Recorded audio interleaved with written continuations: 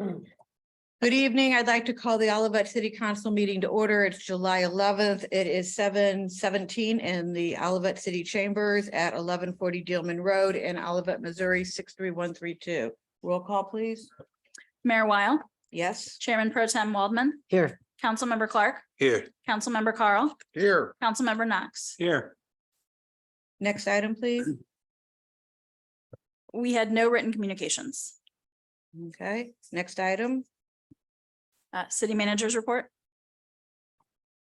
Good evening, Mayor and Council. My name is Darren Mann, and I am the interim city manager for the city of Olivette. And tonight I have a short presentation. Let me share the screen first, so we can get this.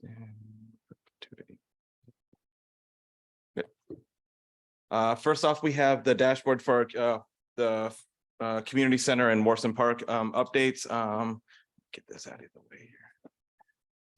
What do we have here? We're nearing completion. Up to this, we can still see there's some significant risks we have with some of the change orders we have with some of the design issues that we've been facing up to this point that's delayed us up to this point as well.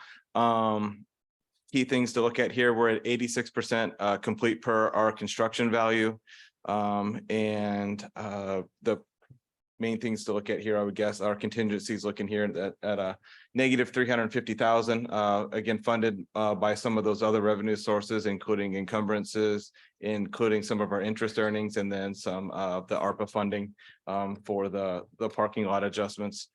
Our MBE WBE participation is exceeding right at where the expectations would be, and that's in this box down in here. The potential change orders PCO, the list continues to stay large, and that is because of some of the things as we work out as we get down to the end of this project. We've cleared a couple of these off in the last couple weeks, but many still remain. The good news here is that, again, the building is coming to completion. Indoor playground equipment is being scheduled now. The memberships are we can take a membership today. Membership would start when we open the building. You can rent event space as of October. Everyone's really excited. The process has started here within the city walls, and we've reached near a fever pitch. And I'm sure there's people here, at least a couple, that are really looking to get into their new offices and get out of here in the cramped spaces. Some of the more fun things I have in here are some pictures.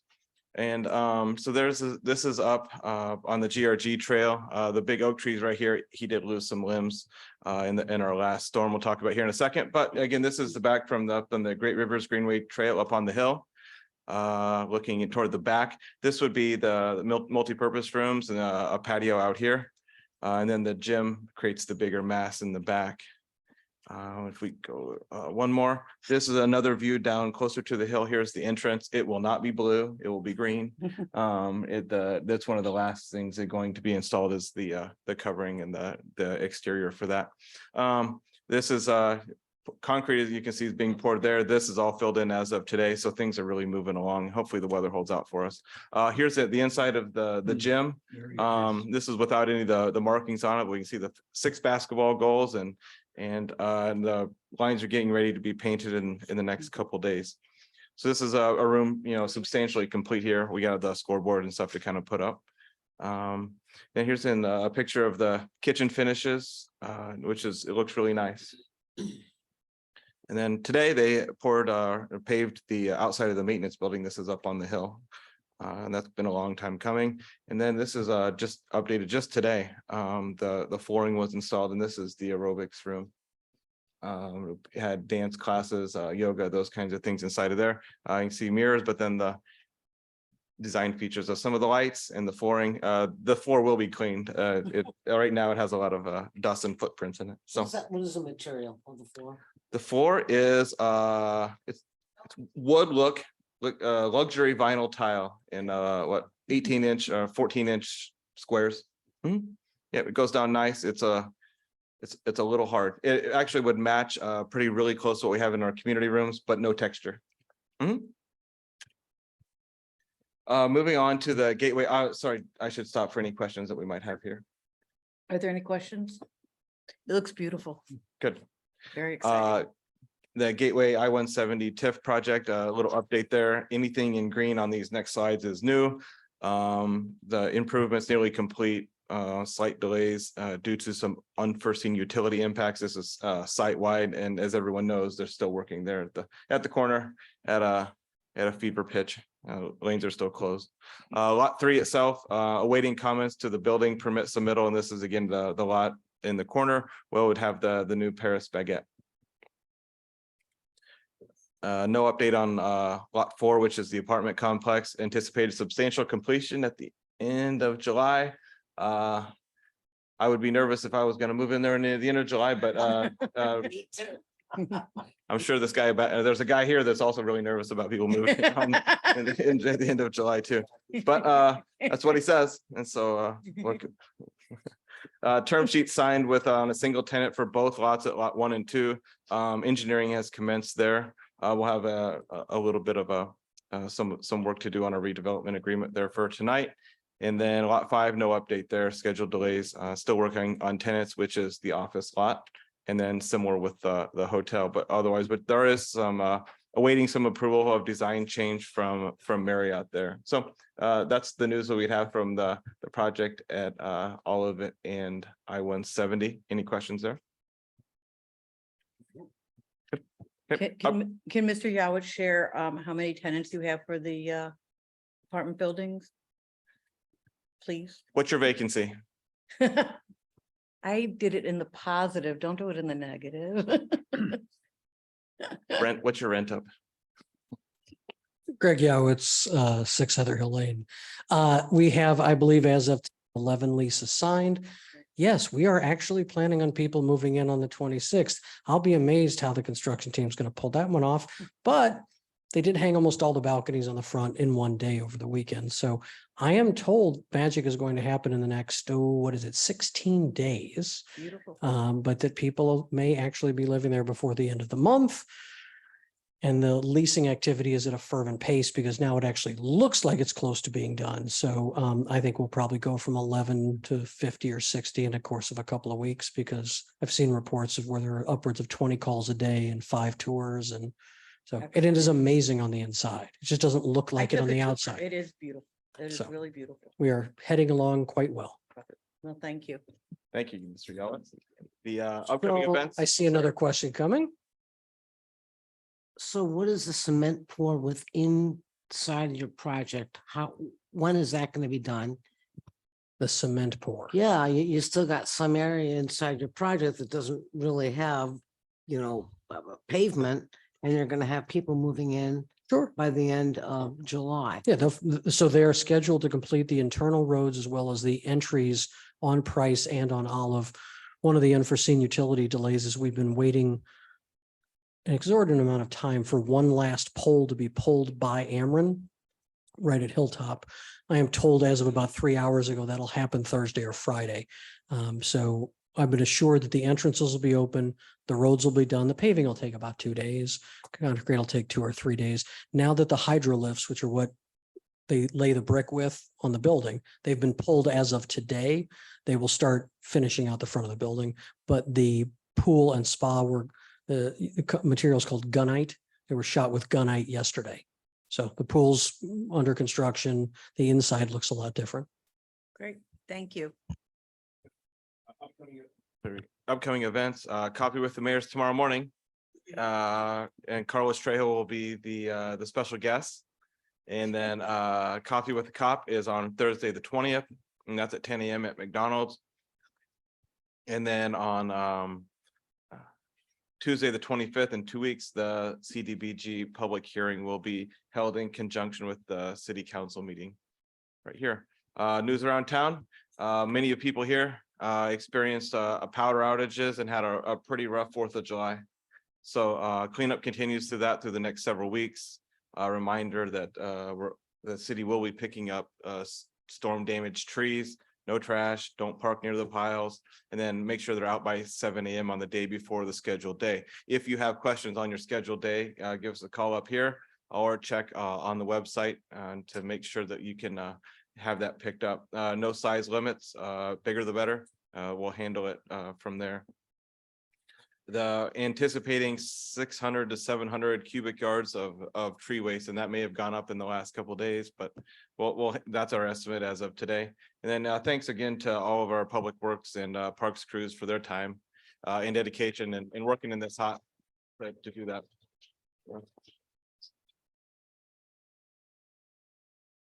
Good. Can I clarify, when you say the bigger, the better, Uh-huh. it's supposed to be limited to items that were damaged by the storm? Yep, only People are tree not damaged supposed to trees, start taking down trees in your yard or right? or trimming your trees so that you can have free carry away. Please, yeah. With that, I'm trying to think, there was, I have a couple pictures, I guess, here, but everybody, this is in our park. This is actually, these two Oh my pictures are God. from Warson Park. We lost our big tree split there, and the other one kind of fell down and just got uprooted. I don't, there's Travis and taking care of some of the trees, and this was the day on Monday. So it would have been the third, just again, a lot of damage, and shows a lot of resiliency for our citizens to be able to take care of this for a lot longer than we thought. It was not a very fun 4th of July again for a lot of people as they're dealing with this stuff. And then the water main breaks of this last week is the same people affected with those water main breaks. So hopefully we can get everything to calm down. Other news around town, 5 Oaks on Worcester. Like I said earlier, event and membership sales are open. Here's some rates. This stuff is on our website and social media as well. I wanted to kind of bring it up so you recognize when you see it. Would be more than happy to take a booking or a membership sign up today or anytime after that. Coming up in the next couple of weeks is registration opening for the Olivette Turkey Trot. This is the 10th anniversary, and looking forward to see a big wave of signups on the 1st of August. Upcoming meetings, we can see the list there. Nothing quite out of ordinary than the normal schedule, except for this Thursday is a comprehensive plan advisory committee meeting at 6 p.m. Again, that's this Thursday, and we'll be here. So I'll leave that without too much ado there. Any questions? Thank you very much. Are there any questions? Great, thank you for your Mhm. thorough report. City council, next item. City council reports. I'll start at the far end. I have nothing to Mr. report. Mr. Clark, I have nothing to report. Chairman Pro Tem. I actually got the night off because it was July holiday, and I have nothing to report as What well. about the Parks meeting? Oh, I did go to your parks meeting. I I did, and I thought I summarized that last time, but that's Oh, you okay. might have, I Um, wasn't at the. Yeah, they focused on their goals and what they want to accomplish for this coming year. I think they have a good focus on what they want to work on, dealing with the soft openings and then the big opening of 5 Oaks. And it's all exciting, and some summer activities, and Great, that's pretty much it. thank you. All right.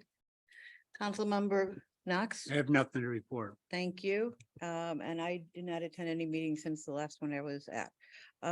Next item, please. Hearing from citizens. I have 6 cards tonight, and if any of you are here to speak about the second reading on the pickleball or the LID, you can do that during the public reading. So if it's about another topic, I'll start with Mrs. Betty Jean Quarles. Okay. Is yours for the second?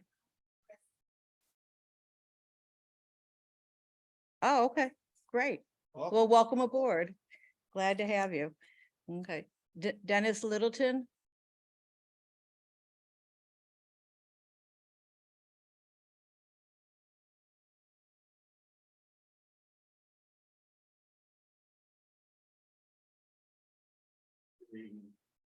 My name is Dennis Lewis. I live at 9639 Huron. I just came to get an update on the status of the pavilion. I know we had the discussion the last time we were here at the meeting. Basically, we just want to know what the status of as far as removal and what's the timetable on that. Okay, there was a letter that went out.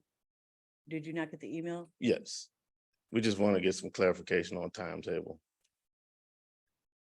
Sure. Mr. Mann? Yeah, sure. The kind of the gist of it is the city council and we decided to do what we could administratively for now, and that is stop the reservations that at Indian Meadows Park Pavilion.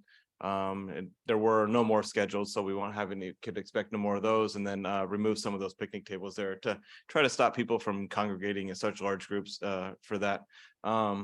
The timetable now is to start collecting information on what it would mean to move that pavilion, if that's the request. So that's, I guess, the direction we were given from council members was to explore moving it. Now, what does that mean? One of the tricky spots of this is there's federal dollars involved with purchasing that park itself, which and there's also some regional sales tax dollars from it was a grant from the municipal league in order to purchase the restroom and the pavilion there.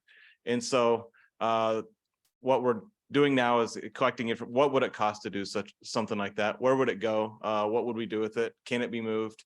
And what kind of okays do we need from who at the Parks Commission? I guess the Regional Parks Commission, there's a group of parks directors that take care of the grants and administrate the grants. And one of those stipulations is you can't just buy something and then move it and sell it. That's what they agreed to and where it would be there. So that's the timetable for that. Would be one of the first topics our new city manager would probably take on in research, but the information would be collected would be from that. The further research would suggest there was a little, it wasn't an easy process to get it to where it was today. And many of you know that, and I know you, Mr. Littleton, said you moved in right as it was kind of coming in. It was supposed to be in a different spot. And some of the citizens and people that live in the subdivision advocated it to be where it was. Now, is that important today? I don't know, because it's easy to make decisions just like we did with the reservations that don't add up in the grand scheme. So that's the part there. Again, we've talked with the mayor and pro tem about the process itself, and the commitment remains there to further explore that. So I hope you won't have the larger congregations that disrupt your household in the neighborhood there. But the process would remain the same to report that. It most of the time would elevate to that disturbance of the peace kind of thing, and your house is close right there, so that shouldn't be all that difficult to achieve those things. So please let the police know. They're aware of the situation, and usually they'll let me know, and I'll let the council know if those things come about. So I hope that's enough, at least for right now, to give you some peace where you're at. And I'll leave it to that with the mayor if you have any other questions or follow up. Okay. Do I have a card for you? Okay, that'd be great. Wilhelmina Shackelford. So come on up. Hey, we need you at the mic, not in the middle of the. Wilhelmina Shackelford, 9656 Huron Drive. Okay, my question on that is, if people call the city and want to rent the pavilion, what would you tell them? The response is that it's not available. Okay. All right, I'm up here on another issue. Occupancy permits, hear me out. I know that we no longer, you no longer collect occupancy permits, but it would help tremendously, because we have renters in our subdivision, and not just for our subdivision, probably throughout Olivette, that move in. We have no, I'm a trustee. We have no idea who they are. If something's going on, a lot of times the owners are out of state. And so we would just like to know, or be able to have access to at least know who lives there. We have people moving in that looks like it might be about 4 families living in the house. And that's quite a bit for like a 3-bedroom home. You know, guidelines for FHA, and not saying that they have to fall under FHA. There's only so many, and Olivette used to have the same guidelines per bedroom, you know, depending on what sex the child was. So it just seems like we're starting to get more and more of that. And occupancy permits would help a lot, even for the schools. I mean, So Thank you. I would just, if you would just think about it again, I mean, I could shoot you some reasons, but I think a lot of reasons. You know, safety and everything else. The other thing I want to speak about is several homes in the subdivision that really, really need the help of the city. You probably know the one on Grandview that is across from the park, the new park that you just beautified, but it is just filled with trash in the front. Even the mail carrier has complained that she doesn't even know where to drop off the mail because there's trash cans covering the entire front porch. It's just trash everywhere. I spoke to the owner. She said she puts that trash out there so that people won't mess with her house. She's told me that last week, but I mean, I've talked to her before and I've even offered to help. It's just filthy. It's trash everywhere. We have a house on Pioneer that is believed that they have a business and they're running a business out of it. And they have a ton of commercial trucks that are on the street. In the mornings, cars come, park the cars, get in the trucks, I guess, go work, come back, leave the trucks there overnight, take the cars and they leave. It doesn't necessarily look like someone lives there, but it was brought to me that they're using it like as a warehouse and it's a residential home. So occupancy permits could help that too. One more. So we have a couple of them. I mean, you know, I work with Carlos and I know he does the best, but it's just a lot. It's just too much. We need some help from the city with some of these properties and occupancy permits would help a lot. It would just cut down the number of people that even think about bringing in 4 and 5 families. I mean, if it can help, I mean, if the homes were large enough, there's no problem, but they're really small and it causes a lot of other friction in the subdivision. So those are mine. Oh, streets, one more thing. I know Bruce is going to talk about it today. So the streets there's just big, I don't know if they're going to pave them or not, but these have been like that since last week. It's a real hazard. They've just cut out the concrete and it's several streets like that, Grandview, Mesa. So that's another one. Thank you. Thank you very much. Next person is Lucy Turner.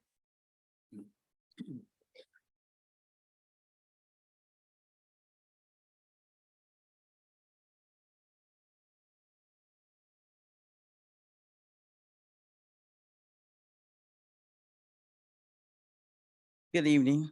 My name is Lucy Turner. I live at 9417 Grandview Drive. I wasn't here at the last meeting referring to the pavilion around the corner. I've been here 45 years. When we first started talking about it, we didn't want it there then. And it's there now. You're gonna have to call the finance to get it away. It should have never been there in the beginning because we was on the news, we were all over the place. And now, if I was Mr. Littleton and that was my home, and you can't go to sleep at night when someone using profanities and all this, you, me, no one else wouldn't want that. Whatever you need to do and can do, that needs to be moved. I wouldn't want it close by my home. And also a second one would be, there's so many, most people in this area know the cars where they live and mostly the people that drive it. But we get so many cars coming through that speeding and we have children. They just, some of them don't even stop at the stop sign. They bowed at the stop sign because I'm sitting up there watching them. Sometimes I call the policeman and tell them this car, that car. But if I sit out there on my patio and see it, I'll let them know if I can get the license plate. Some of the children stand out the roof, standing on the hood of the car, unsafety. Now, as all of this is going on, I don't know where our policemen are. The next thing would be, there should be a time for the park, time to go in, a time to leave. Our own children, I got grandchildren, they go down there and play. Neighbor across the street got 3 kids. They want to play, they want to ride in their bicycles. Then the people use profanity and ask them to leave, and this is their home. So you need to check out who's coming in and why they're coming in. And so we'll know, so we can get them out of there, or y'all get them out of there. That's all I got to say. Thank you. Thank you very much. Maya Alkana.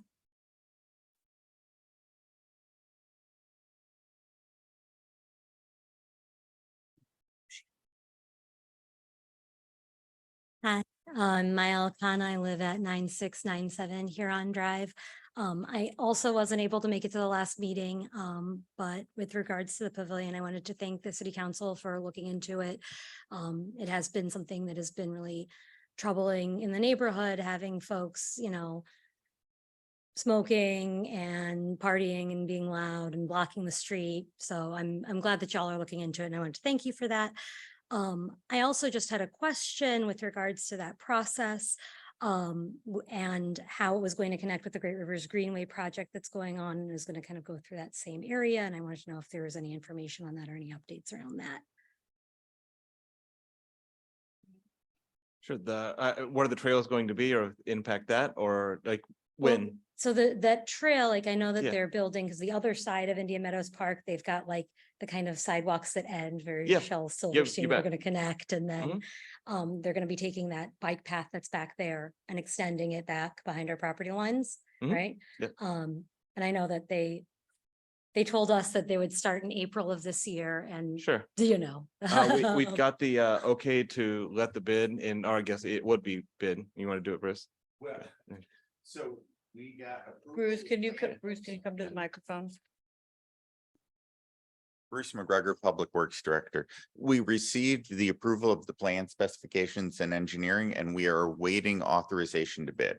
So we expect that hopefully within the next week or two, we are ready to publish and would like to open bids by the end of August to begin construction around the fall when the bats are starting to migrate away. Thank you. Thank you. And so I was just kind of wondering if there had been any thought around, the pavilion is like right there. And I know when they were first talking about putting that path back there, there were problems concerning that location. And so I was wondering if that was being taken into account, but I understand if maybe you haven't gotten that far yet. So is that okay? Awesome. Well, thank you very much. Thank you. Is there any, if the person on the Zoom wants to speak, you need to raise your hand. And if there's anyone else in the audience that has a card, okay, we'll have we'll accept more cards for the end of the meeting. And we'll move on to the next item, please.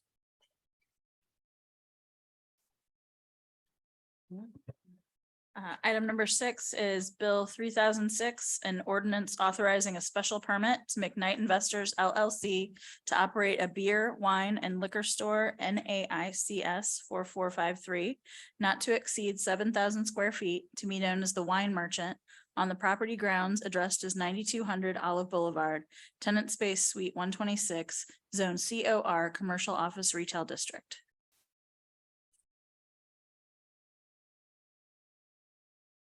Good evening, Mr. Trejo. Evening, Mayor, members of the City Council. Mayor, if you're ready to go into closed session or to open session or hearing. Good evening, Mayor and members of the council again. My name is Carlos Trejo. I'm the Director of Planning and Community Development for the City of Olivette.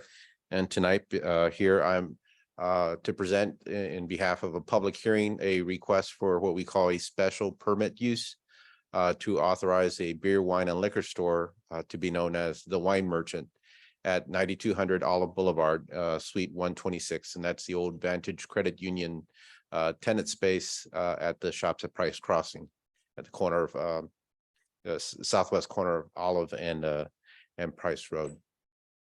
And just for some context, the Shops at Price Crossing, its address is 9200 Olive Boulevard. It's a little over 4 acres parcel that was assembled back in the early 2000s. It's got a 47,000 square foot multi-story mixed use facility built in 2004, coming on its 20th year. It's amazing.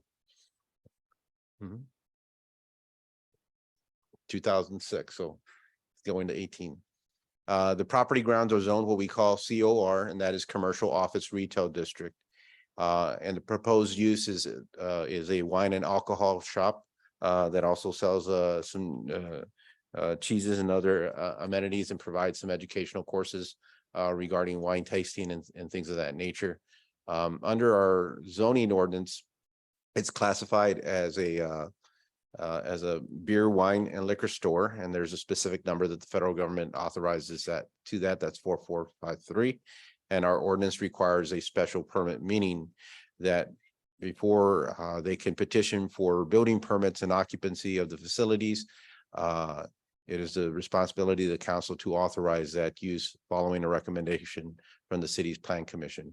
The city's plan commission, of course, reviewed and forwarded a recommendation on June 1st, following an opportunity for in a public meeting for public comments, discussion, and then taking action and bringing this before the council.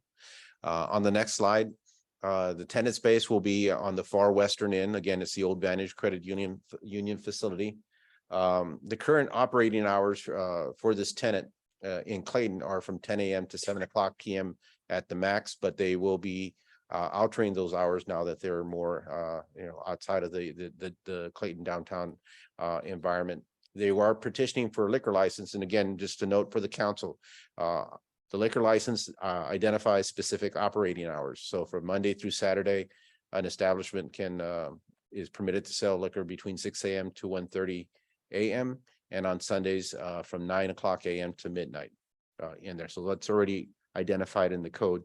The wine merchant isn't identifying any specific hours of operations for the future Olivette location, but of course are restricted to those that through the liquor license, which is later on in your agenda. They'll have generally a 9 to 12 full-time staff, along with some part-time seasonal workers. Ultimately, they'll take about 7,000 square feet square footage in the facility. And they offer some educational classes, gourmet cheeses, and charcuterie in their facility. There is an overhead canopy that's existing that was part of Vantage Credit Union. They won't be operating or using the drive-through anymore, and the authorizing ordinance that issued that permitted the drive-through canopy restricted it only for banking and financial uses. So there'll be no use of the canopy, just to make explicitly sure in that process. On the next slide, again, what is a special permit use? Typically, under every zoning district, there are uses that are authorized by right, and as long as they meet the defined standards of that use, they are permitted to petition, to operate, and to function within those uses. So in our commercial district, we have various retail type of establishments that are permitted, and then there are some uses that on a case-by-case basis want to be evaluated individually because of the type of activities that function within the facility itself. Liquor store is one. That is because they have to obtain different licensing through the state, through the city. They have other regulations that they have to meet. So it's not your typical type of retailer, and therefore they go through a special permit process. So the city has an opportunity to assess, evaluate, and then recommend, and then with the council finally authorizing it if one is permitted. There are specific procedures in reviewing a special permit that go above and beyond just a general use. We'll get into those. But again, in the special permit process, it's a basis to determine whether the location of the use is suitable given its context. Plan commission to forward a report and recommendation to the council, and then ultimately it's the council's responsibility to whether permit or deny. And the council also reserves the discretion to withdraw or pull a permit if they don't abide by the standards of that ordinance. So when we go through the special permit procedure in the next slide, we always try to ensure that we maintain consistency. And I talk about this because we did this in a previous public hearing. We have the special permit use. When we evaluate a special permit use, we're required by code to consider its impact, its compatibility with the comprehensive plan, the character of the facility, the exterior, the underlying zoning district, the suitability of the lot, buffering, open space, and other type of limitations. And how we determine which of those and how we gauge how they comply with those standards is through our comprehensive plan and all its subsequent reports. And in this case, this property, being that it's along Olive Boulevard, is subject to the 2006 comprehensive plan, but there's a litany of other reports that also have recommendations and objectives for us to try to follow. That includes the Olive Boulevard master plan, the 2016 catalyst strategy, and the chapter 428, our Olive Boulevard corridor standards. Then there is the underlying zoning district, which its sole purpose is to further the comprehensive plan vision. And then, of course, chapter 428, which are our design standards or streetscape standards for the Olive Boulevard corridor.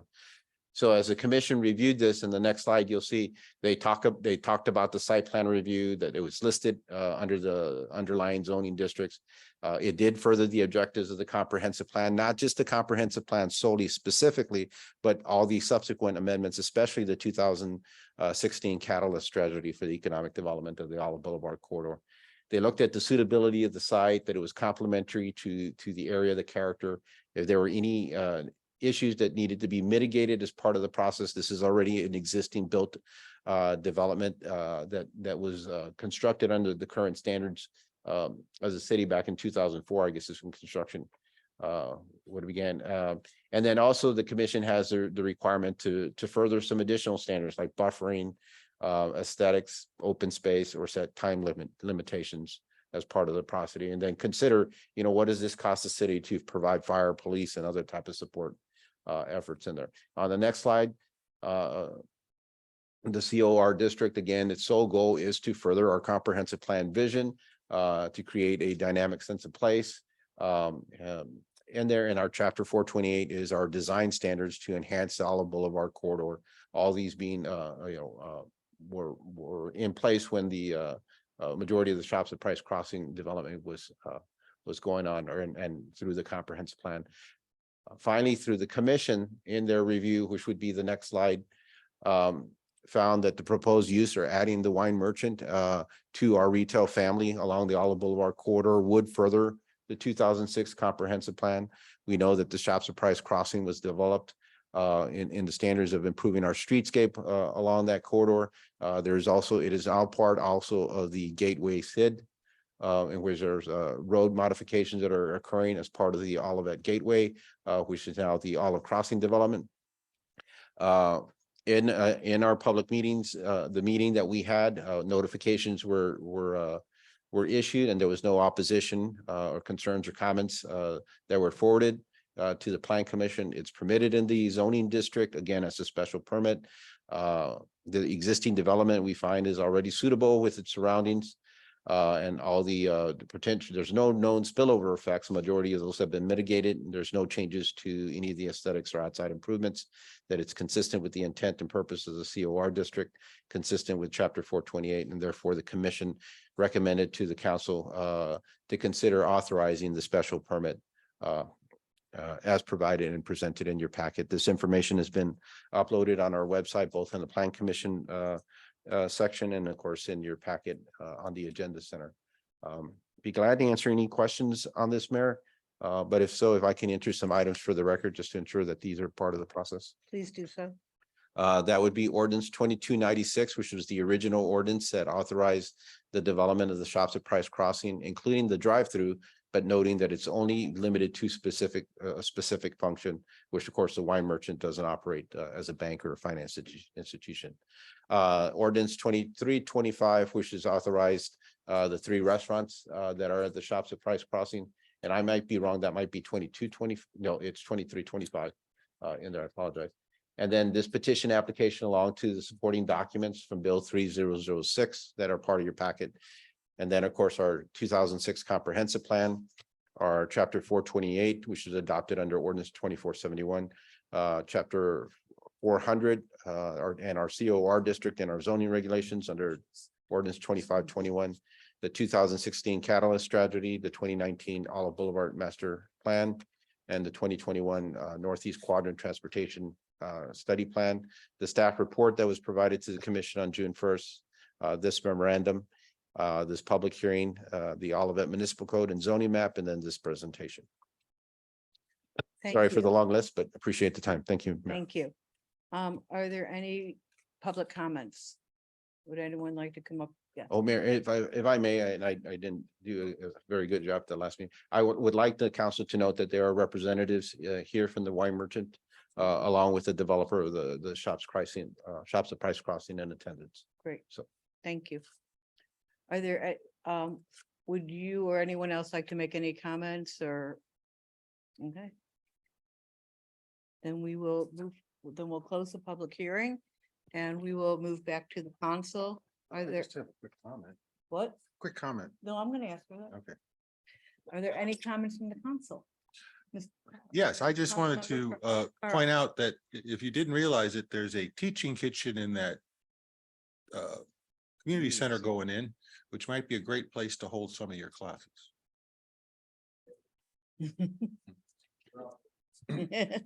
Great. Thank you, Councilmember Carl. Are there any other comments or questions?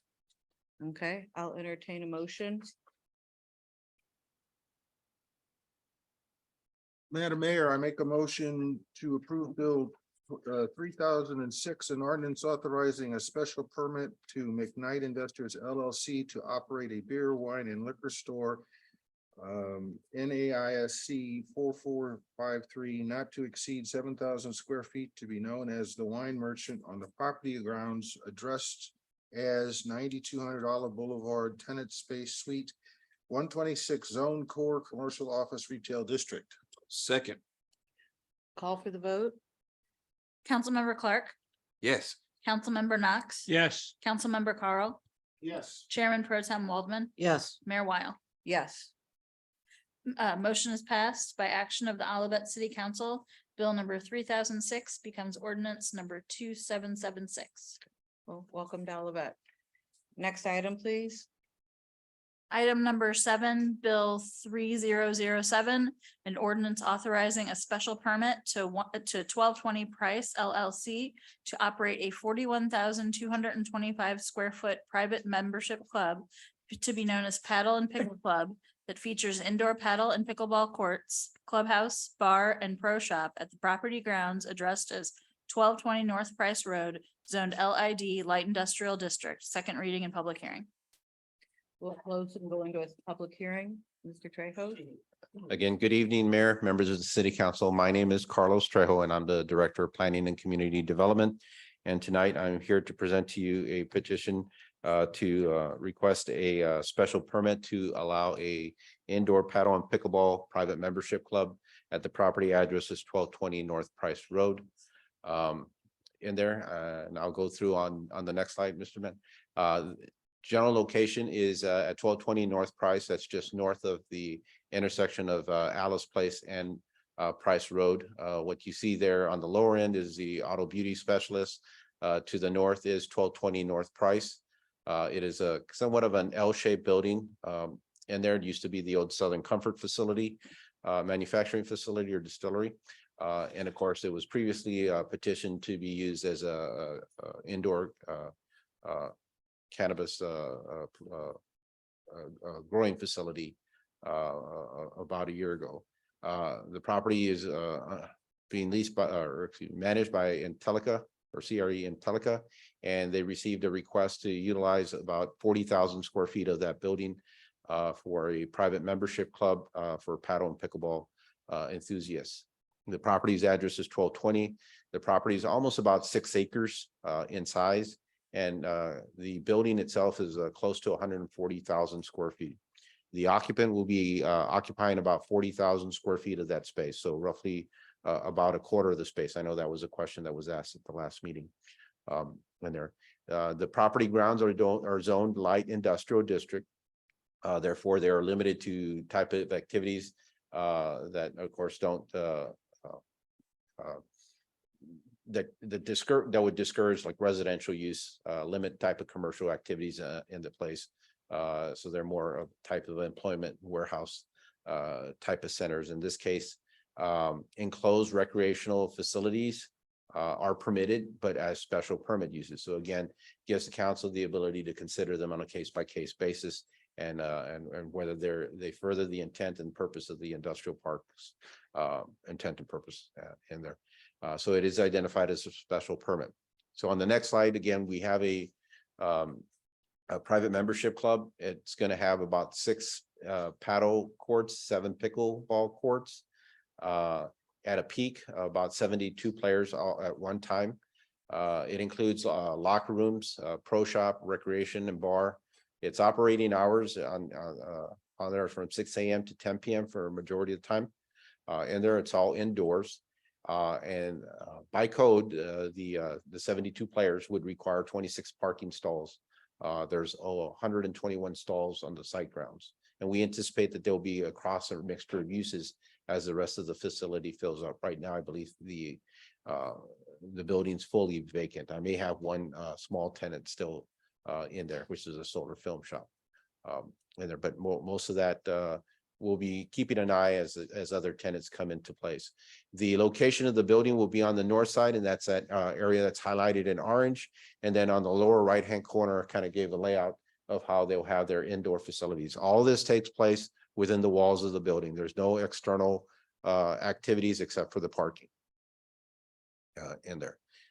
When we assess special permits, again, I'll go to the next slide. There's a procedure that's identified within our zoning code. The PCDC reviews and recommends. The council has final approval and also takes into public hearings. But I'll note during our council or commission reviews, we have open meetings, we have opportunities, public hearing for public comments. We send out notifications and invite the public to engage with the commission just as well with the council in that process. The next slide is the flow chart for the review of a special permit to ensure that we're providing consistent standards in that review. And I'll note where the changes are. So in a special permit, we always look, does it further the goals and objectives of our comprehensive plan?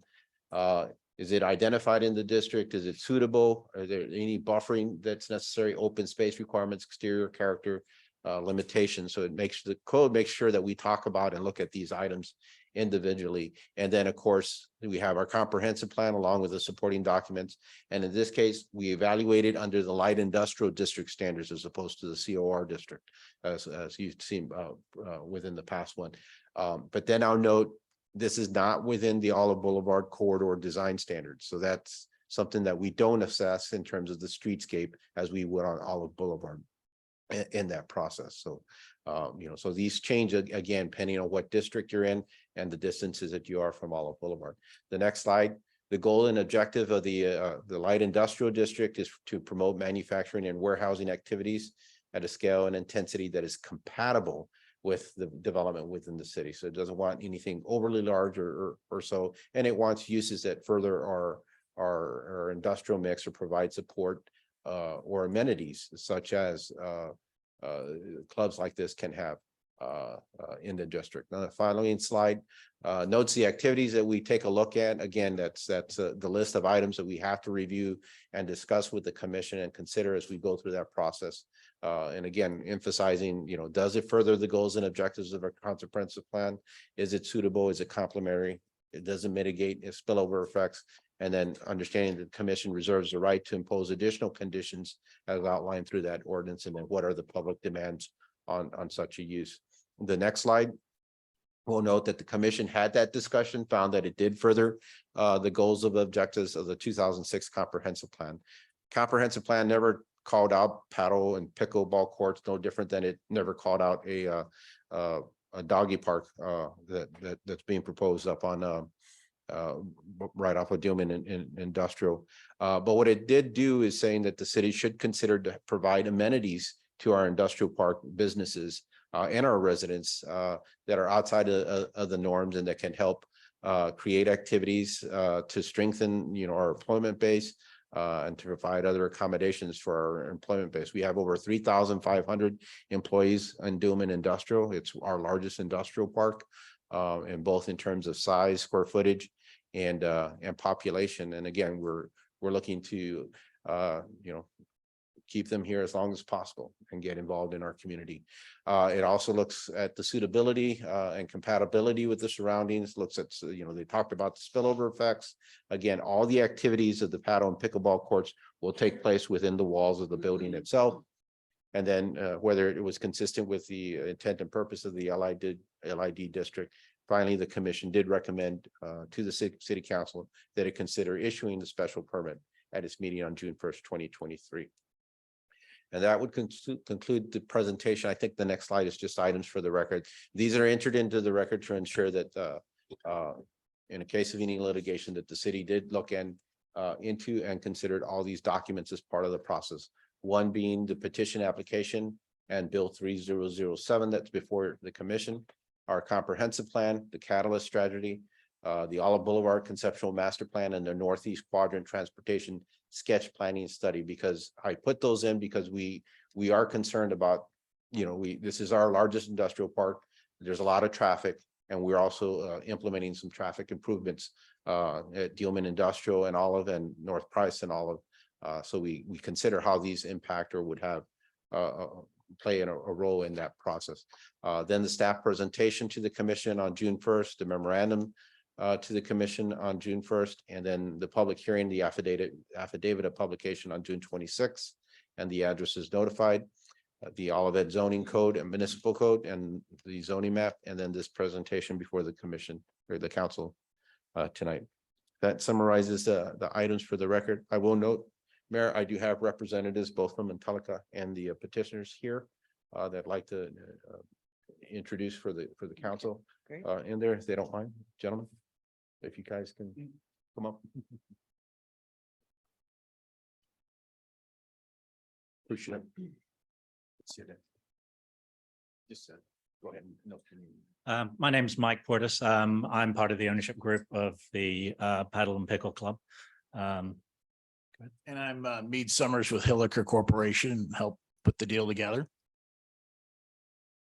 Any questions? Are there any This is for the public hearing first. okay, yes, we can. You're not the public one Okay, public have any questions? Yes, please.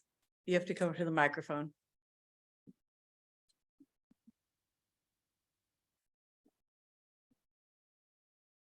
I'm Debbie You Schwartz. can lower it down. I'm Debbie Schwartz, and I am an avid pickleball player. And we have quite a few pickleball people here, and we think it's a great addition to the Olivette community. I want to make sure, whether it's buffering or whatever, with 8 pickleball courts and 7 padel courts, that there's a noise taken into consideration, that even though it's indoors, there's a lot of noise. And looking at the picture you had up here, there's houses on the other side. Back, I don't know where that is. Yeah. So I just think it's something you really need to make sure that there's noise abatement. It's a great idea. Thank you. Thank you. My name is John Quarles, and I'm one of those houses that might be affected by the noise. Not only You need to give your address, sir. 9111 Edward. I am I'm the last house. And, it becomes, it becomes kind of picky of me. However, I'm glad to see the building is being used and not for smokes. We're a quiet little community still so far, but it's growing ever so fast. That 5-story building that's being built there on Olive is going to bring a tremendous traffic through there. Now we're going to get a larger traffic coming from the industrial side. Right now, anytime, say after 4 o'clock, that traffic going up to Olive is going to be jammed packed. The 5-story building will be, as I understand it, will have an exodus right there behind CBS and going out to Hilltop. So the exodus that's coming from there behind CBS is right there at Price. That's where the paddle ball building will be coming, the traffic will be coming from.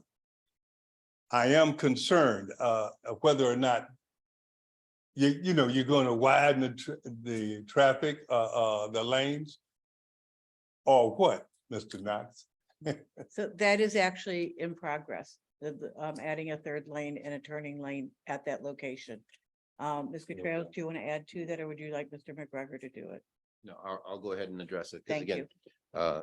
It began with the vision of the comprehensive plan Mhm. and then those subsequent reports. The city did an analysis of what the traffic generated along the Olive Boulevard corridor as part of the Olive Boulevard conceptual master plan. In there, and it recommended specific areas for improvements. We followed up that plan with the Northeast Quadrant study, which got into details about making improvements to the intersection of Price and Olive and Dealman Industrial and Olive. And then through Mr. McGregor and his department's efforts, he actually secured grant funds to do improvements to both of those streets. And primarily the goal is to put dedicated right turn lanes on each of those streets so they don't back up everybody else trying to go forward or to the left. And that would be a vast improvement to that area.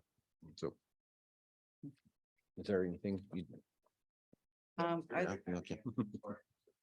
Are there any more questions about this project? Okay, then we will close the public hearing. Hold tight. We'll close the public hearing and now we'll open comments and questions from the council. I can speak. You may speak. Okay. Up until recently, I had never even heard of pickleball, let alone play the game. So I never heard of it. I've been a football player all my life. So. Too vertically disadvantaged to play basketball. So, but anyway, with this concept that you have, is this a new concept to have this mixture of things and a bar? Is this a new concept or has other cities done this before? And can you give us an example? It's somewhat of a new concept, yes. You've got two of the fastest growing racket sports in the world. In pickleball is the fastest growing sport by far, and it's centered in the US. Padel is the fastest growing sport elsewhere in the world. So we're one of the first clubs to actually combine these two together and then make it a social club also. Okay. I came from a background of squash in England, growing up in squash clubs that were, 4 courts and a bar and very social. And some of my partners are also involved in that area. So we're trying to bring that to these new sports. Okay. And would this facilitate like a monthly membership fee, or how does it work? There'll be a low monthly membership fee, and then there'll be an hourly court fee for usage on the pickleball and the padel courts. Do we have tournaments there as well? We will have tournaments there also. Okay. Well, There'll be thank you. That's clinics, all I have. tournaments. And yeah. that's where our new community center will then participate with the tournaments. Perfect. Great. New partnership. Question from Chairman Waldman, Chairman Pro Tem Waldman. From the J, I remember squash. What a dangerous ball flying by 120 miles an hour. Phew. But could you describe to me what is the difference? Because the courts didn't look any different when I saw the photograph. Mhm. What is the difference between padel ball, which I almost called paddle ball, and pickleball? So pickleball, you're already aware of. Yeah, So yeah. padel is actually inside of a structure. It has glass side and back walls, some meshing on the rest of the court, a net in the middle like tennis, and then it's on artificial turf. They use a decompressed tennis ball. It's slightly less pressure inside, and then a thick graphite paddle. And so you can use the back walls and muscle man, kind of like it did with squash. Exactly. Okay. It's like a mix between sort of squash and tennis. Okay. In the industrial park, we're dealing with the dog park. We're dealing with, do we still have the bridge club in there? Yep. So we've got the bridge club, we've got the dog club, pickleball. I mean, it's a little bit of a blend of recreational and business as well. So, I welcome it. And I hope that building expands with your business of padel and pickleball. And We hope so too. then people don't have to worry about anything with marijuana growing in our community. So, thank you very much for answering my questions. Thank you, Madam Thank you. Mayor. Thank you. Any more questions? Chairman Knox? Chairman, Not Council Member Knox. not yet. I had the same concern this lady had about the noise. Mhm. And you assure there's going to be We'll be putting in some noise canceling, sort of baffling. I don't know if you guys are familiar with the Missouri Pickleball Club. I'm sure some people in here are. They installed some of this. They have 18 courts in a former Gander mounting facility out in Fenton. And that seems to mitigate a lot of that noise. Padel isn't quite as noisy as pickleball because it's got the tennis ball, which is somewhat muffled when you hit it. okay. And then the last thing, you said you're from England? Absolutely. Really? Yes. I am too. You've lost your accent. I'm a Scouser. Oh, there you go. We can lose our accent when we have to. Well, welcome. Thank you. One last question I had is when you have employees, working, and I notice you stay open till 10. Mhm. How many employees will you have working in the evening? In the evening, there will be 4 to 5 Okay. still at that point. Okay, I just didn't want one. No, two. no, it would never be one person there alone. Absolutely not. Okay. Yeah. Okay, welcome, mate. Cheers. Cheers. And then my question is, I couldn't tell from the plans, if you went back and looked at the plans, what quarter of the building are they using, north or south? North. Okay. If we go back to right there. Right here we go. And that section. Okay, Yeah. great. And Okay, and north of there is the Bridge Club. That's right, Right. Right. Okay. okay. And then going to Mr. Quirrell's question, did I say it right? Quarrels.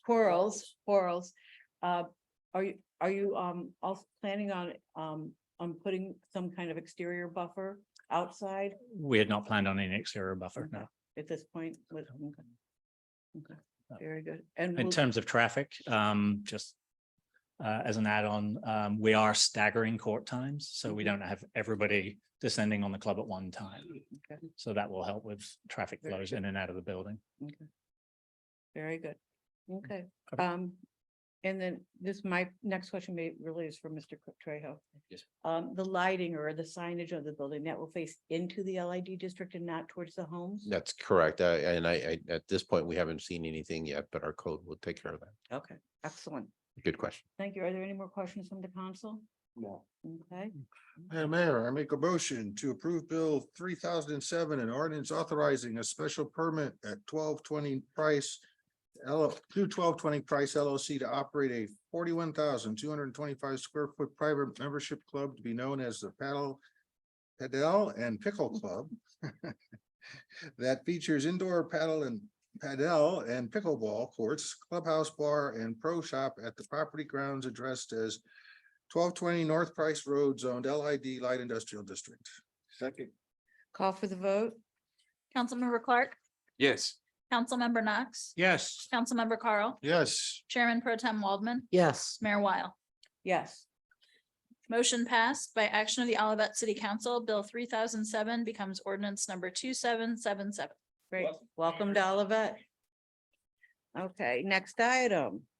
Item number 8, application for liquor license, the Wine Merchant LTD, 9200 Olive Boulevard, Suite 126. Very good. Mr. Trejo. Good evening, Mayor, members of, again, my name is Carlos Trejo. I'm the Director of Planning and Community Development. It is under our chapter 600 of the Olivet Municipal Code. One of the council's obligations to administer or authorize liquor licenses. Following a review and a background check by the Chief of Police. We received the application for the wine merchant for the sale of alcohol. There's weekday sales, and weekend Sunday sales in there. And then they also like a tasting type of permit. There are specific licenses for each of those that they're requesting. We've done the review and we're asking the council to consider issuing the licenses. If the council does, simple motion, and then that goes to the clerk to authorize that.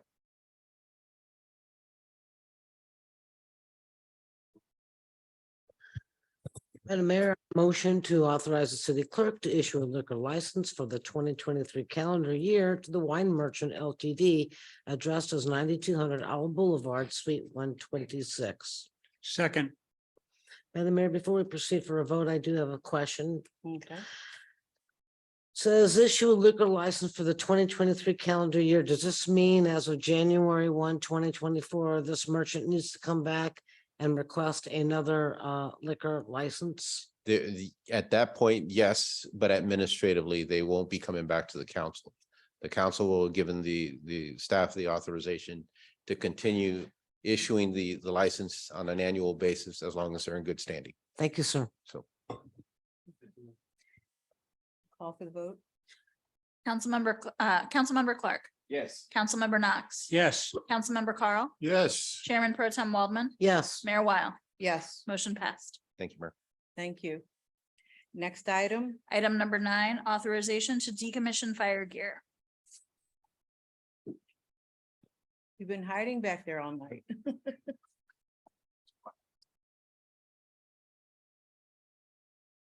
Good evening, Mayor, council members, Mr. Mann. I'm standing in for Chief Carmen right now. He had a family emergency. Here tonight to ask to decommission 12 sets of fire gear.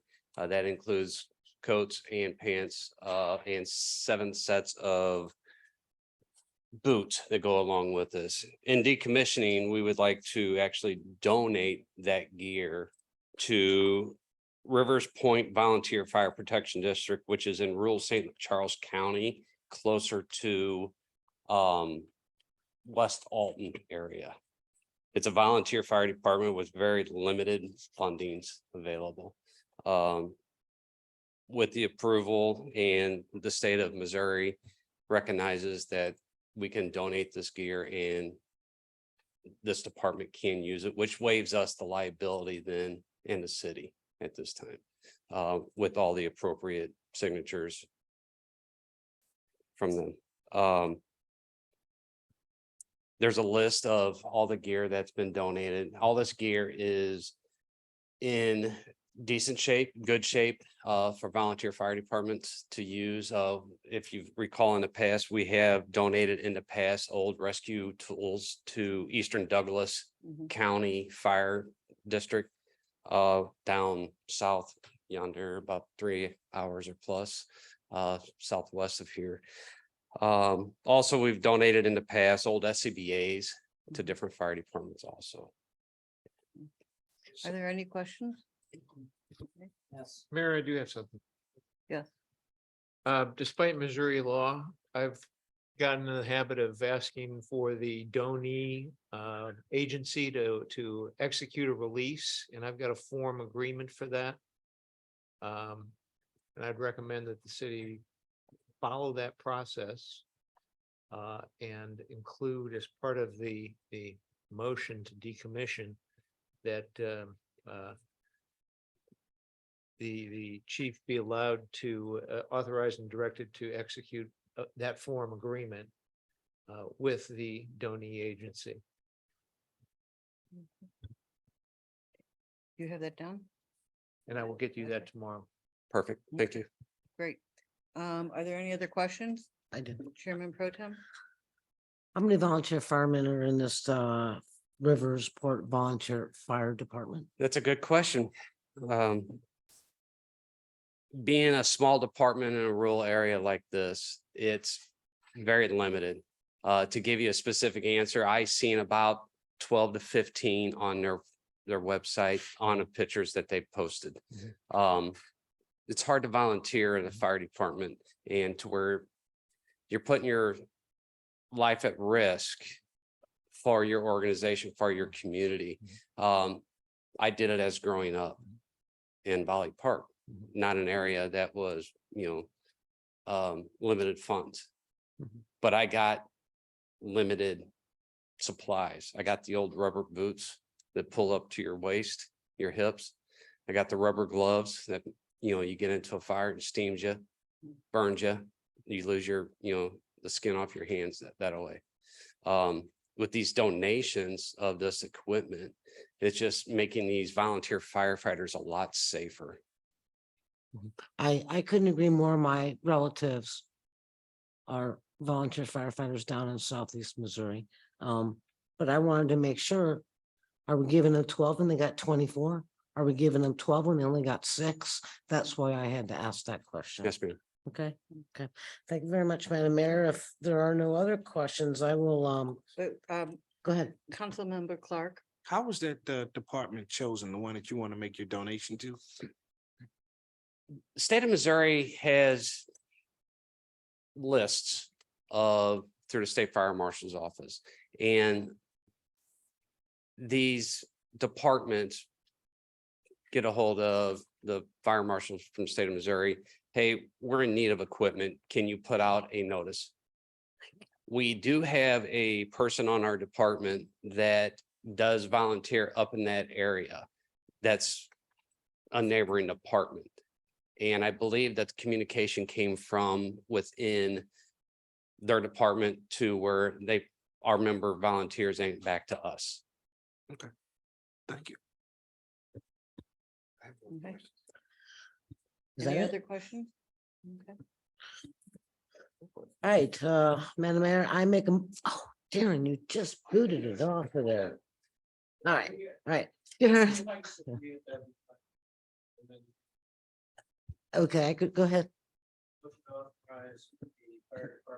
Commission the fire gear is identified on attachment 1, subject to a signed release agreement between the parties, which the fire chief is hereby authorized and directed to execute. So moved. Second. Call for the vote. Councilmember Clark, Yes. Councilmember Knox, Yes. Mayor, Councilmember Carl, Yes. Chairman Pro Tem Waldman, Yes. Mayor Weil, Yes. motion passed. Thank you, council. So since this is our city clerk's first meeting, will she be given a copy of that? It's on the record. She'll be able to review. Okay, for the- thank you. I didn't catch it. That was like boom, boom, boom. Thank you. Okay, next item. Item number 10, discussion of pavement restoration associated with Missouri American Water Company, MWAC main replacement project number 368. Good evening, Mayor, Council members. Just a quick note about some of the open repairs that we have in Indian Meadow subdivision. As always, we're juggling work and we opened up some holes. We haven't been able to fill back in because of the storm. So if I just went back and checked through our work log, and we've been working in Indian Meadows for over a month, and we've opened and closed several patches, but the most recent one is obviously put on hold while we're collecting limbs, which will go well into next week. I had hoped we'd be done this week, but there's just too much out there for us to collect. On top of that, we're short one staff member and juggling vacation schedules too. About last month, earlier this month, we paved one Missouri American project, and that was the one that started first in December of last year. And then Missouri American came at us with another one. And I'll say that both of these projects came unannounced to us in spite of efforts to communicate with them about when they plan to do MRPs, which are main replacement projects. They are designated by age of main and by some statistic on the number of breaks. Okay. The Engel project was completed by an internal Missouri American crew. And this project was completed by a contractor, PCX Construction. It's Platte Creek Construction. When they do go out to bid, we submit annually our pavement restoration guide, which outlines exactly how they're supposed to do the restoration over the trench, so that we don't have settlement, and how to install the asphalt and specified mix and so on. So they know how much they're obligated to install as part of the restoration project. In discussions through the beginning of the year until the budget process, we decided that it would be in our best interest to pave more than just what was required in the Missouri American contract, which is the trench cap. Okay, so this would be paving from curb to curb, just like we did on Engle and Green Oaks and the other most recent Missouri American work. What is unique about this is that Platte Creek Construction happens to use Larrett's Contracting, which is one of our on-call paving contractors, to do their work. And Missouri American's already done the procurement process for us. So we're sort of piggybacking on Missouri American's procurement. And we just happen to have a paving contractor that is one of our on-call lists. We did this a few years ago on North Price Road on a Missouri American project. That was about 4 or 5 years ago. And we opted to piggyback on their selection and do an entire lane width. So there's a precedence for this sort of process. I'm just trying to walk everybody through if they have questions on what's happening here. So this was not approved in fiscal year 2023 funds. With our last meeting and approval of the budget, we now have funds to do the work. This is the first meeting of the year, and I'm here asking for authorization to enter into an agreement with Larrett's to do the paving of the complete width of the street on the street shown in the map or listed with their current PACER rating, which is the pavement analysis rating we use to classify the quality of the streets. Is this the same organization? Is this the same contractor that you used on Engle? Yes, it is. That was, like I said, the odd coincidence about this, that Because they did an excellent job on Engle. yeah, that we were really happy with the work they completed there for us. It was a team effort. Public Works staff, which is another one I say I'm juggling work. Public Works staff did a lot of traffic control.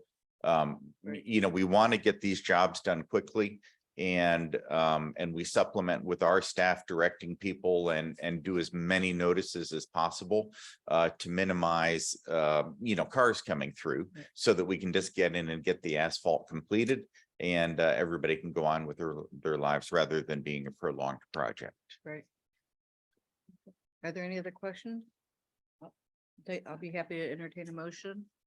Madam Mayor, I make a motion to authorize the interim city manager to enter agreement with the Larrett's company contracting to complete additional milling and paving adjustment to the main replacement trench not to exceed $191,800. Second. Call for the vote. Councilmember Clark, Yes. Councilmember Knox. Yes. Councilmember Carl. Yes. Chairman Pro Tem Waldman, Yes. Mayor Weil. Yes. Motion is passed. Madam Mayor, before Bruce leaves that podium, Mr. McGregor, how many employees do you have under you? Well, I have 4. Thank you. And then we do have a seasonal, you know, assistance we get, but Yeah, we had a major storm. have we 4 did, employees. and You're busy. I was loading the dumpsters today, to put it in perspective. Just a note on schedule, I've already been in touch with some residents on Chantel and Cordell, and one of the trustees in Indian Meadows. We're targeting August 7th to begin the milling and paving process. I need to walk through with Missouri American and close out their work on the trench restoration, which we hope to get done next week. Excellent. Okay, but we will put out notices just like we did on Engle. Might put out the traffic trailer and try to get everybody informed about no parking and be prepared for delays. Folks at the end of Grandview, there's nowhere to go. Right. So you got to plan your day accordingly. Okay, Okay. great. All right, Thank you. Next, up, please. Item 11, Bill 3008, an ordinance approving a first amendment to the second amended and restated redevelopment agreement related to the Gateway I-170 tax increment financing TIF redevelopment plan. First reading. Good evening, Mayor. This is a first reading for again, second amended and restated redevelopment agreement requiring some changes as requested by the developer as represented by Mr. Greg Yawitz. This would extend the time to complete said development and also make an exemption to one of the clauses on tenant selection. And this is a first reading, just introduce it and but more than happy to answer any questions or begin to gather any information we might need for the second reading. Are there any questions? Thank you very much. Next item, please. Item 12, Bill 3009, an ordinance authorizing and directing the execution of a maintenance agreement with the Metropolitan St. Louis Sewer District for stormwater management facilities at the Centennial Greenway. First reading. Once again, Mayor, this is another first reading, and this is for in agreement with that the city will maintain any of the stormwater management facilities or improvements along the Centennial Greenway Trail, specifically at in Indian Meadows Park. You can see the address there is listed at 9615. That's where the address that we list as the park, but it goes through the park area. So that's where and there's the permit number and that's why that address is given there. Again, a first reading, but more than happy to answer any questions or gather information for that second reading. I do have a question, if you don't mind. Darren, I went into this and I read, the letter from MSD and it's, and just like we have for residential, it's talking about, we will be responsible for the maintenance, for the upkeep, yada, yada, yada. What does that cost look like to the city? Do you know? And I don't mean to put you on the spot if you Sure. don't. Cost for this, it really just means that any of the improvements that are made for the as agreement, again, sewer district agreement, it's a watershed. And what that means as far as the disruption that we're doing, and Bruce is going to come up anyway, I'm not doing it good enough. What does it mean? It means that we won't remove any of the improvements that have been made as a requirement of disturbing the land there. So Bruce? Well, how did I and that do? includes annual maintenance. For instance, we have a landscape contractor here who comes 3 or 4 times a year to clean out the bioretention beds to make sure we don't get invasive species. We maintain I call it sort of a wheat looking grass that goes around the perimeter of the site so that we're collecting pervious water in the spaces. We make sure that the permeable pavers are clean. We submit a report, a letter every year giving, stating that we do the service, and I submit photos of each year of each of the BMPs. We've done similar agreements on road projects where we have amended soils in the tree lawn to absorb water. So we'll have annual landscaping expenses for this. And some of it will be quite simple, but the bioretention swales and basins are really the big ones where you have to be so careful with the invasive species. So for documentation purposes, do we keep that documentation for a period of time forever to show our good faith in what we do? They hound me for an annual letter. and actually one of our inspectors does go around. We have a list of all of the BMPs in Olivette, and one of our inspectors does go around monthly or every other month and does a drive by a handful of them. And those are some of them are maintained by some of our light industrial businesses or private parties that have these. There's one at the end of the Ramsgate extension. That's a BMP back there. So they're all over town. MSD actually has a map, GIS map to look at them. So, but yeah, we are required to submit a letter every year of our maintenance. Thank you, sir. Thank you. Thank you very much. Are there any other questions? Next item, please. Hearing from citizens, part 2. Have one card from Denise Williams. You need to fill out another card. Please. We know who you are.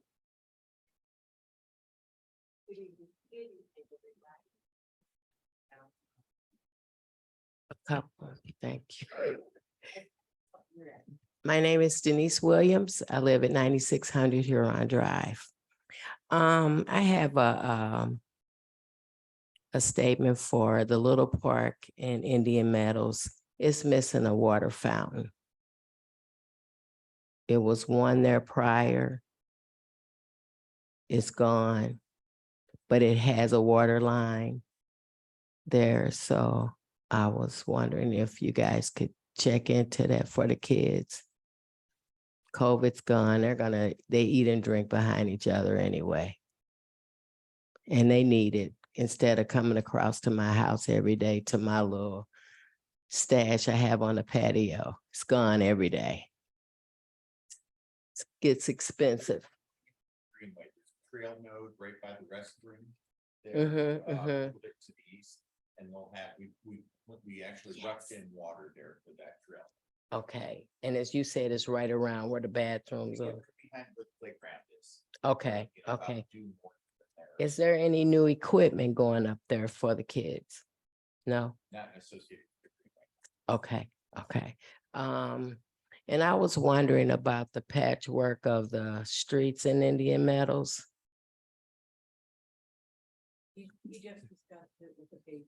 Well, the pavement sounds like a Band-Aid to me. The whole street being paved, all. Call me tomorrow. I'll talk to you. Cool beans, Okay. because, And water main is curb to curb with asphalt.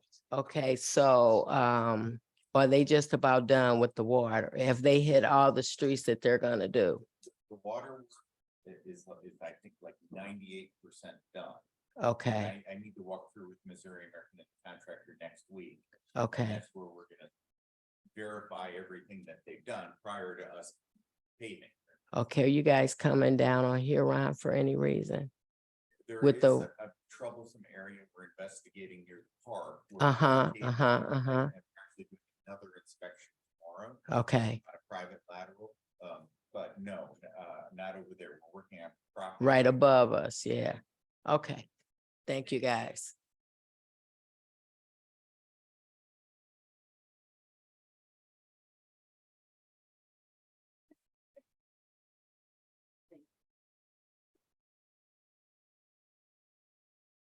Wilhelmina Shackleford, 9656 Huron Drive. Okay, this is back on the occupancy permit. This is really important that I thought about it after I sat down. And I mentioned about the schools. Okay, I work in the Pattonville School District and I do special registration. And you guys, I know, don't have a lot because district to district, they discuss the number of affidavits schools have. So Pattonville has an enormous amount, and there's a lot of reasons that contribute to that. But the special affidavits, when people come in, that means that if they don't have a lease or a mortgage, they have to go through the special affidavit process and get approved, right? So on leases, they list who lives in the property, who's renting the property on a lease. But on a mortgage, it's never put on a mortgage lease because they're different. So a point I want to make is people use that and say, oh, Joe Blow lives here and turns it into the school to get the kids into the district when they really don't.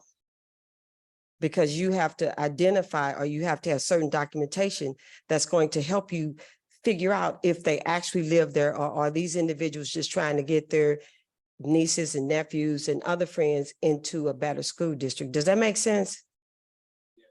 Does that make sense? So we live in a community where we have our homes. So when people move into the homes and don't get any type of an occupancy permit, like I said, again, we have no way of knowing, but the school district also, we use it in determining. It's not the main factor, but when we can't find information on a mortgage statement, or, you go through a lot of different processes to find out if this person is really legit in what they're doing. Because I know you guys have had issues with kids coming into the district that don't actually live in the district, and so once you find that out, then that kid has to be, put out of the district and go back to the district. That's a state law that they have to live or go to school in the district that they reside in. So I just want to make that point. Does that make sense? So it helps us overall, and it's going to help the district at least to have an idea. And there are many municipalities that still use occupancy permits. We do a lot with Bridgeton, Maryland Heights, all of those require occupancy permits. Overland, they all still do it.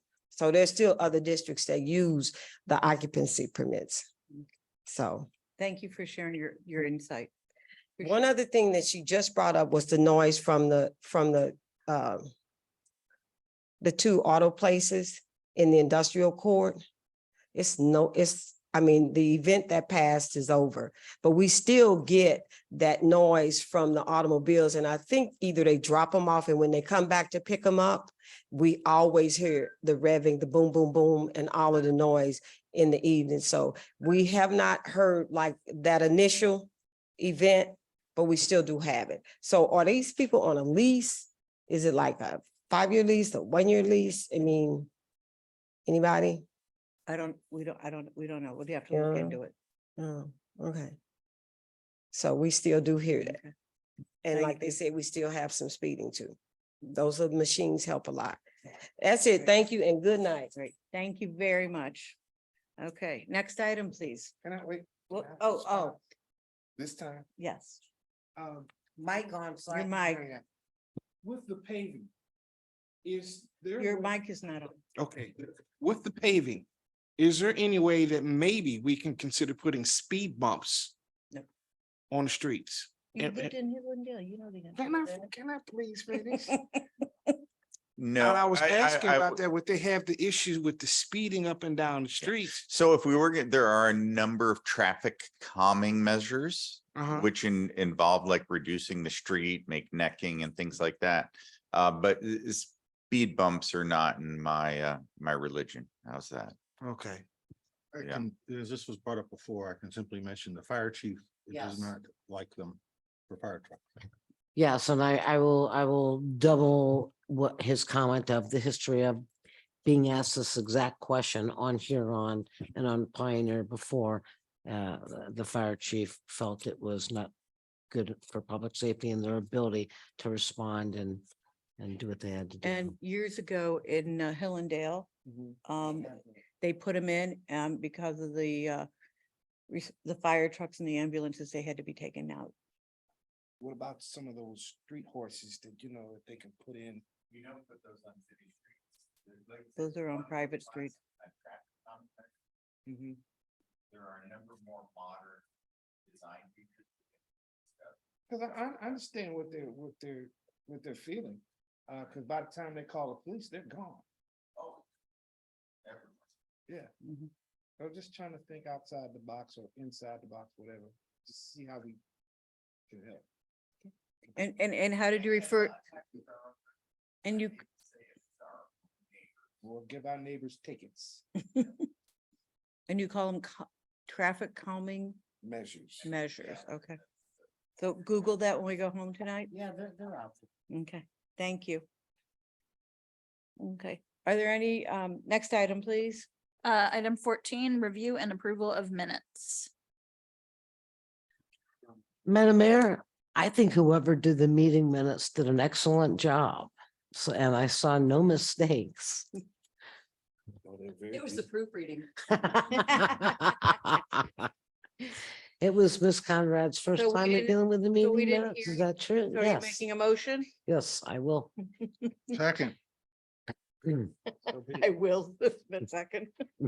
Okay, call for the vote. Councilmember Clark, Yes. Councilmember Knox, Yes. Councilmember Carl, Yes. Chairman Pro Tem Waldman, Yes, Mayor Weil. Yes, Motion passed. thank you. Next item, City Attorney's report. This isn't really a report, but I thought it was an opportune time to correct something that we've been doing for literally years with our public hearings.